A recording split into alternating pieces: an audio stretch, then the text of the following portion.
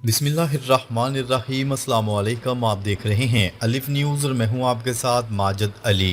شامل کرتے ہیں پاکستان اور دنیا بھر سے breaking news headlines. Hamas کے پاس معاہدہ قبول کرنے کے لیے اتوار کی شام 6 بجے تک کا وقت ہے۔ ڈونلڈ ٹرمپ کا الٹیمیٹم۔ امریکی صدر ڈونلڈ ٹرمپ نے فلسطینی مزاحمتی تنظیم حماس کو غزہ جنگ بندی معاہدہ قبول کرنے کے لیے ڈیڈ لائن دے دی گئی۔ ڈونلڈ ٹرمپ کا کہنا ہے کہ حماس کے پاس معاہدے پر دستخط کرنے کے لیے اتوار کی شام 6 بجے تک کا وقت ہے۔ ڈونلڈ ٹرمپ کا کہنا ہے کہ حماس کے پاس معاہدہ کرنے کا یہ آخری موقع ہے۔ معاہدے پر دیگر ممالک دستخط کر چکے ہیں۔ امریکی صدر نے حماس کو دھمکی دی ہے کہ حماس معاہدہ نہیں کر سکتی تو اس کو سخت نتائج بھگتنا پڑیں گے، جبکہ معاہدہ کرنے سے حماس کے جنگجوؤں کی بھی جان بچ جائے گی۔ ڈونلڈ ٹرمپ نے فلسطین کو خبردار کیا ہے کہ بے گناہ فلسطینی غزہ شہر کو خالی کر کے محفوظ مقامات پر منتقل ہو جائیں۔ روسی صدر ولادیمیر پوٹن کا ہنگامی خطاب۔ روس نے قوم کو جنگ کے لیے تیار رہنے کا حکم دے دیا۔ روس کے صدر ولادیمیر پوٹن نے اپنی قوم کو دو ٹوک پیغام دیا ہے کہ جنگ دروازے پر کھڑی ہے۔ انہوں نے واضح کر دیا ہے کہ اگر یورپ یا امریکہ نے حملہ کیا تو روس پیچھے نہیں ہٹے گا۔ پوٹن نے کھل کر ایٹمی ہتھیاروں کی دھمکی بھی دے دی۔ ان کا کہنا تھا کہ روس اگر کمزور ہوا تو دنیا اسے مٹا دے گی۔ یہ خطاب روس کے لیے ہنگامی الارم تھا۔ غزہ پر اسرائیل کا قبضہ ناممکن، پوٹن نے نیتن یاہو کا پلان اڑا دیا۔ روسی صدر ولادیمیر پوٹن نے دنیا کو صاف بتا دیا ہے کہ غزہ کسی صورت اسرائیل کے ہاتھ نہیں جائے گا۔ انہوں نے کہا ہے کہ صرف 2 ریاستوں کا فارمولہ قابل قبول ہے۔ محمود عباس کو غزہ کا کنٹرول دیا جائے گا، اسرائیل کو نہیں۔ نیتن یاہو کا گریٹر اسرائیل والا خواب روس نے چکنا چور کر دیا۔ آج کا دن اسرائیل کے لیے سیاہ ثابت ہوا کیونکہ دنیا نے اس کے قبضے کو رد کر دیا۔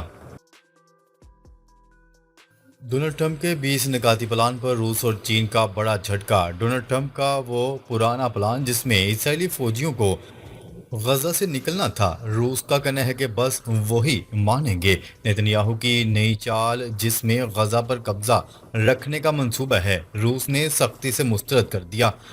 دوسری طرف چین نے بھی روس کے اسی موقف کو سپورٹ کر دیا ہے۔ روس نے قوم کو خبردار کر دیا ہے کہ کمزوری موت اور طاقت زندگی ہے۔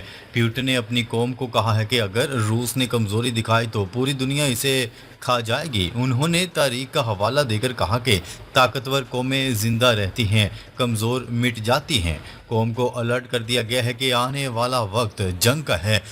انہوں نے صاف کہہ دیا ہے کہ روس کا آپشن صرف جیت ہے، ہار کا سوال ہی پیدا نہیں ہوتا۔ یہ الفاظ روسی عوام کے لیے خون گرما دینے والا پیغام بن گیا۔ ایران اور روس کی ڈیل، اسرائیل اور امریکہ پر براہ راست دباؤ۔ پوٹن کے خطاب کے بعد یہ انکشاف سامنے آیا ہے کہ روس اب ایران کو براہ راست ہتھیار پہنچا رہا ہے۔ اسرائیل نے یوکرین کو دفاعی نظام دیا ہے، اب روس نے ایران کی مدد بڑھا دی ہے۔ یعنی جنگ اب کھل کر 2 بلاکس میں بٹ رہی ہے، ایک طرف امریکہ و اسرائیل، دوسری طرف روس، ایران اور چین ہیں۔ جبکہ پردے ہٹ چکے ہیں، کھیل کھل کر کھیلا جائے گا۔ لاس اینجلس میں آگ کا طوفان، 30 ارب ڈالر کی آئل ریفائنری تباہ، امریکہ سکتے میں۔ لاس اینجلس کی عظیم الشان آئل ریفائنری پر اچانک شعلوں نے قبضہ کر لیا جو اب راکھ کا ڈھیر بن چکی ہے۔ 30 ارب ڈالر کی یہ تنصیب روزانہ 3 لاکھ بیرل تیل پیدا کرتی تھی، مگر اب سب کچھ خاکستر ہو گیا۔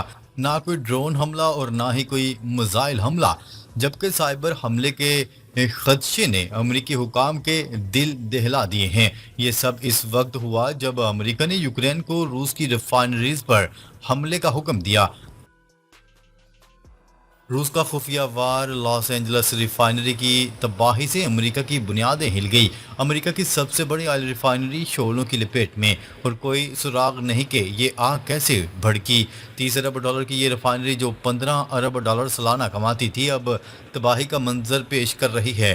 پوٹن کے تازہ خطاب کے چند گھنٹوں بعد یہ دھماکہ خیز واقعہ ہوا۔ کیا یہ روس کا جوابی وار ہے؟ امریکی انٹیلیجنس خاموش مگر سرمایہ کار خوف کے عالم میں ملک سے سرمایہ کاری نکال رہے ہیں۔ کیا یہ سائبر جنگ کا نیا دور شروع ہو رہا ہے جہاں دشمن گھر تک پہنچ چکا ہے؟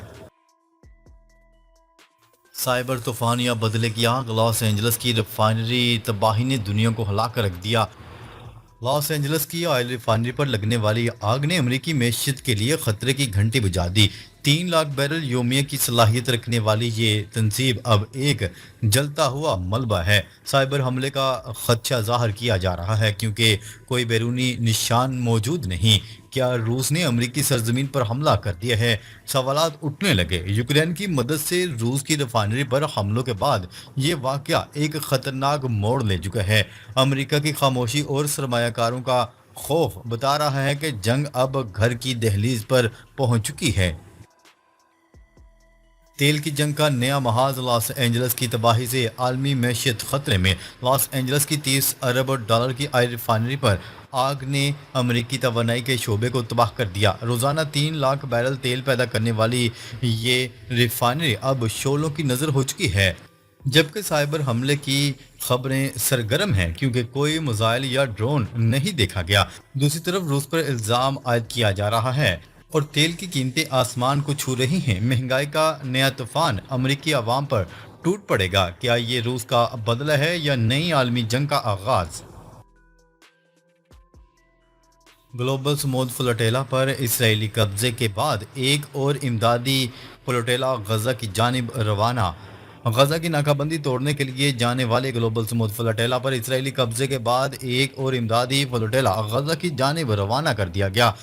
بین الاقوامی تنظیم فریڈم فلوٹیلا کولیشن نے کہا ہے کہ 11 مزید جہاز اسرائیلی ناکہ بندی کو چیلنج کرنے کے لیے غزہ کی جانب روانہ ہو گئے ہیں۔ حماس کے عسکری ونگ نے جنگ بندی منصوبہ مسترد کر دیا، بی بی سی کا بڑا انکشاف۔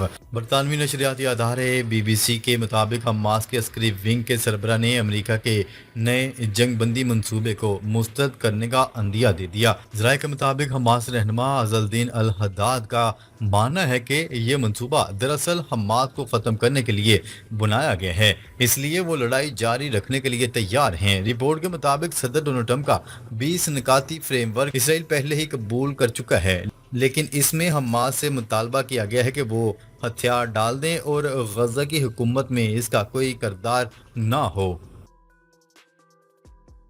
چین کا J-35 طیارہ دنیا کا دوسرا کیریئر بیسڈ اسٹیلتھ فائٹر طیارہ بن گیا۔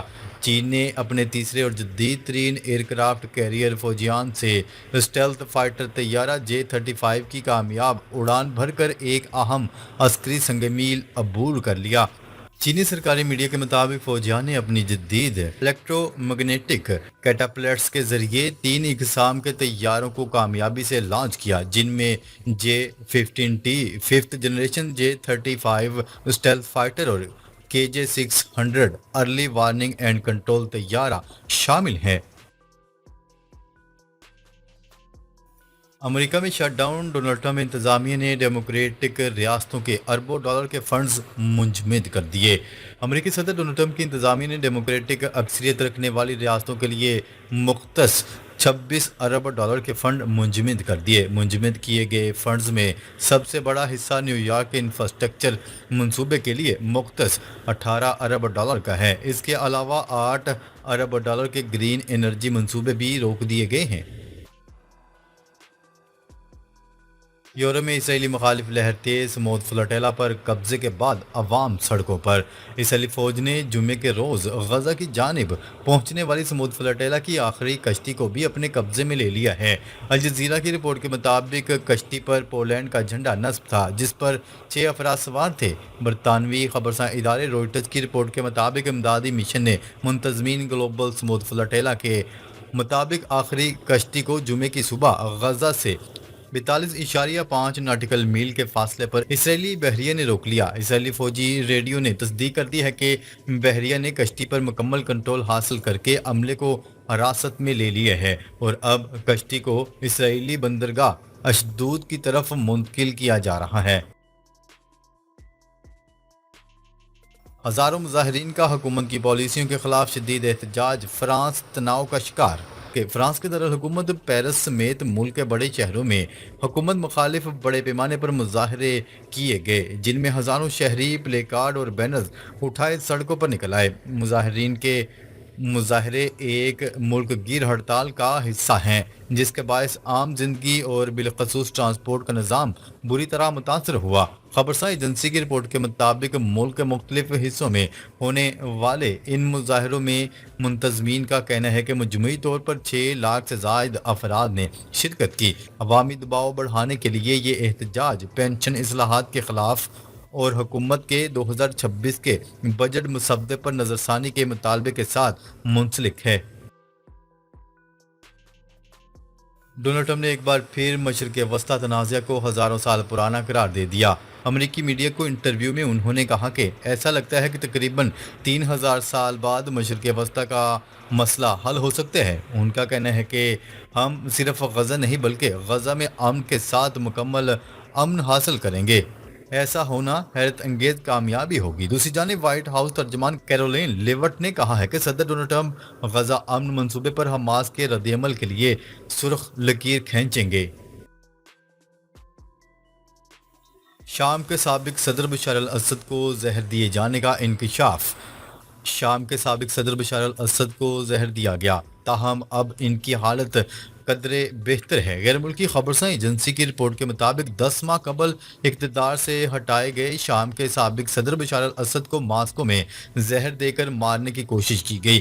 حالت بگڑنے پر انہیں ہسپتال منتقل کیا گیا، جہاں ان کی حالت اب بہتر ہونے کے بعد انہیں ہسپتال سے ڈسچارج کر دیا گیا ہے۔